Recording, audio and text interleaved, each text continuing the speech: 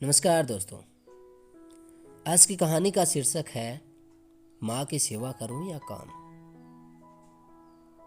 दोस्तों, एक बार किशन नाम का एक आदमी बाजार में फल खरीदने के लिए गया तो उसने देखा कि फल की रेहड़ी के पास ही एक छोटा सा बोर्ड लगा हुआ था और उस बोर्ड पर मोटे अक्षरों से ये लिखा हुआ था कि मेरी बूढ़ी माँ बहुत बीमार है और मुझे ही उनके लिए खाना बनाना पड़ता है और कुछ दिनों से उनकी तबीयत ज़्यादा ख़राब होने की वजह से मुझे ही उन्हें टॉयलेट में भी लेकर जाना पड़ता है और मुझे थोड़ी थोड़ी देर में ही माँ को दवाइयाँ भी देनी होती है। इसलिए अगर आपको जल्दी है तो आप अपनी ही मर्ज़ी से फलों को तोल लें और इन सभी फलों के रेट साथ में ही बोर्ड पर लिखे हुए हैं। और अगर आपको फलों के रेट ज़्यादा लगे तो आपको जो भी सही लगे उतने ही पैसे तराजू के बगल में रखे एक गत्ते के नीचे रख दें। और अगर आपके पास अभी पैसे नहीं है तो आप बाद में भी पैसे दे सकते हैं और आपको फलों में कुछ कमी नज़र आए तो आप मुझे माफ़ कर दें, मगर मैं आपसे शाम को 7 बजे ही रेडी के पास मिल सकता हूँ। तभी उस बोर्ड को पढ़कर किशन की भी आंखें नम हो गई और उसने सोचा कि इस फल वाले से मैं एक बार ज़रूर मिलूँगा। और किशन ने कुछ फलों को तोल कर अपने थैले में रख लिया और उसने अपने जेब से पैसे निकालकर जब उस गत्ते को उठाया तो वहाँ पर कुछ 200-250 रुपये रखे हुए थे। तो उसने भी पैसे उसमें रख कर उस गत्ते को ढक दिया और फिर किशन वहाँ से चला गया। और फिर एक दिन किशन ने उस फल वाले से मिलने का मन बनाया और वो शाम को ठीक 7 बजे फल की रेहड़ी के पास पहुँच गया। वहाँ उसने देखा कि एक कमज़ोर सा आदमी, उसकी दाढ़ी आधी काली आधी सफ़ेद और उसने मैला सा कुर्ता पजामा पहन रखा था। और जैसे ही किशन वहाँ पर पहुँचा तो वो आदमी अपनी फलों की रेहड़ी को धक्का लगाते हुए वहाँ से जाने लगा। तभी उस आदमी ने किशन की तरफ मुस्कुराते हुए कहा कि साहब, फल तो ख़त्म हो गए। तो किशन ने उसे रोकते हुए कहा कि ज़रा रुकिए, मुझे फल नहीं चाहिए, मैं तो सिर्फ आपसे मिलना चाहता हूँ। तभी वो फल वाला हैरान होकर रुक गया और तभी उसने अपनी रेहड़ी के नीचे से एक स्टूल निकाला और उसे अपने गमछे से साफ करके उस पर किशन को बैठने के लिए कहा। तभी किशन ने उस आदमी से कहा, अरे नहीं नहीं, इसकी कोई ज़रूरत नहीं है, मैं तो सिर्फ आपके बारे में कुछ जानना चाहता था। तो फल वाले ने हाथ जोड़कर कहा कि साहब, मेरा नाम सीताराम है। फिर किशन ने सीताराम से कहा कि सीताराम जी, मेरा नाम किशन है और क्या आप मेरे साथ सामने उस ढाबे पर एक कप चाय पी सकते हैं। तभी वो दोनों चाय पीने सामने ढाबे पर चले गए और चाय भी आ गई। तभी चाय पीते पीते सीताराम किशन से कहने लगा कि साहब, पिछले 3 साल से मेरी माँ बहुत ज़्यादा बीमार है, इसलिए अब वह बिस्तर पर ही रहती है और मेरी कोई संतान भी नहीं है और 2 साल पहले मेरी पत्नी की भी मृत्यु हो गई थी। बस अब मेरी माँ और मैं ही बचे हैं और अब मेरी माँ की देखभाल करने वाला मेरे सिवाय कोई नहीं है, इसलिए मुझे हर वक्त माँ का ख्याल रखना पड़ता है और मैं अपनी माँ से बेहद प्यार करता हूँ। और साहब, एक दिन जब मैं अपनी माँ के पांव दबाता हुआ उनसे कह रहा था कि माँ, मुझे तेरी सेवा करने को तो बड़ा ही जी चाहता है, पर मैं क्या करूँ माँ, मुझे फल बेचने भी तो जाना पड़ता है ना, और तू है कि रोज़ अपने पास ही रोक लेती है माँ, और घर में भी खाने को कुछ भी नहीं है, अब तू ही बता मैं क्या करूँ।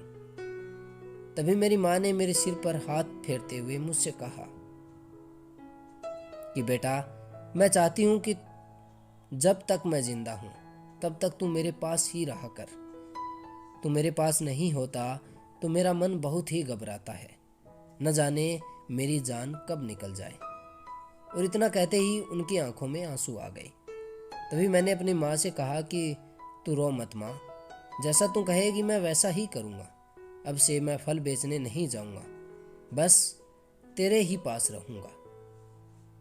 तब मेरी माँ ने मुझसे कहा कि सीताराम, तू कल से ऐसा करना कि अपने फलों की रेहड़ी वहीं छोड़ आया कर और हमारी किस्मत में जो कुछ भी है वो हमें इसी कमरे में बैठकर मिल जाएगा और तू शाम को जाकर फलों की रेडी ले आया कर।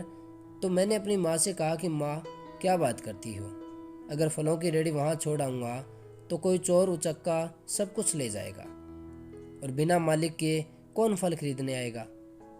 तभी माँ ने कहा कि तू उस ईश्वर का नाम लेकर अपनी फलों की रेडी को भर कर छोड़ा, बस ज़्यादा बकबक मत कर। और शाम को तुम खाली रेडी ले आया कर और तेरा एक भी पैसा कोई चोरी नहीं करेगा, बल्कि तू वहाँ पर नहीं होगा तो 10 जने तेरी फलों की रेडी का ध्यान रखेंगे और बाकी तू उस पर छोड़ दे। और किशन साहब, मेरी माँ की कही बातों को मानकर ही मैं रोज़ रेडी सुबह यहाँ छोड़कर चला आता हूँ और शाम को खाली रेडी ले जाता हूँ। और इस तरह मैं अपनी बूढ़ी माँ की दिन भर सेवा भी कर लेता हूँ। और ये तो कुछ भी नहीं साहब, आज तक फलों की खरीदारी में मैं एक पैसे का भी हेराफेर नहीं हुआ। और बल्कि कुछ लोग तो इस बोर्ड को पढ़कर थोड़े बहुत ज़्यादा ही पैसे रख जाते हैं और कभी मेरी माँ के लिए फूल रख जाते हैं तो कभी कोई हम दोनों के लिए खाने का टिफ़िन रख जाता है। परसों किसी ने अपनी एक छोटी बच्ची के हाथ पुलाव बनाकर भेजा था। और कल साहब कोई डॉक्टर फल ले गया होगा तो उसने मेरे गत्ते के नीचे अपना एक कार्ड और एक पर्ची छोड़ दी जिसमें लिखा था कि अगर अम्मा जी की तबीयत में सुधार न आए तो कृपया मुझे इस नंबर पर कॉल कर लेना, मैं आ जाऊंगा। और साहब इसी तरह करते करते आज 8 महीने निकल गए, कभी कोई किसी बात की कमी भी नहीं हुई और मेरी माँ की कही बात बिल्कुल सच हो गई।